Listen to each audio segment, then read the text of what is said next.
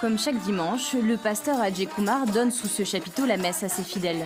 Mais depuis plusieurs mois, ses sermons se font dans la crainte, celle d'être à nouveau arrêté, comme en février dernier lorsque plusieurs policiers lui passent les menottes en pleine cérémonie.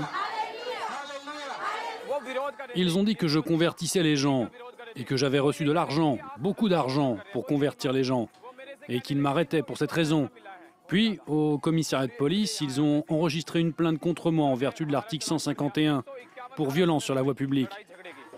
En Inde, les chrétiens représentent 2% de la population, une minorité religieuse intégrée au pays depuis le IVe siècle, mais dont les membres se disent aujourd'hui de plus en plus discriminés. À tout moment, un villageois peut nous menacer et tout le monde le soutiendra. Aujourd'hui, on a peur.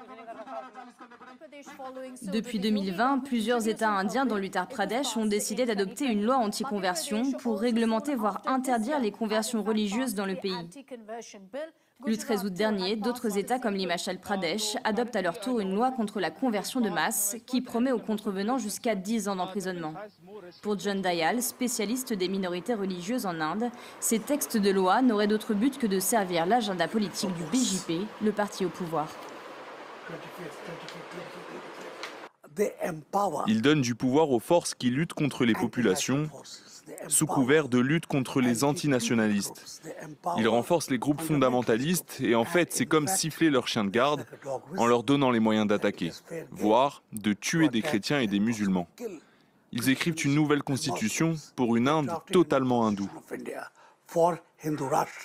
En 2021, plus de 300 crimes contre des chrétiens ont ainsi été reportés. La majorité était liée à des accusations de conversion forcée par des groupes d'indo-extrémistes. Parmi ces victimes, le pasteur Kelom Kalyan, attaqué en pleine rue à New Delhi. Voici la vidéo du 25 février, le jour où j'ai été tabassé. Les gens m'ont ligoté les mains. Certains d'entre eux me donnaient des coups de poing et d'autres des coups de pied. Je regrette cette journée. Depuis cet incident, je suis constamment inquiet. J'ai déposé plainte, mais la police n'a pour l'instant rien fait.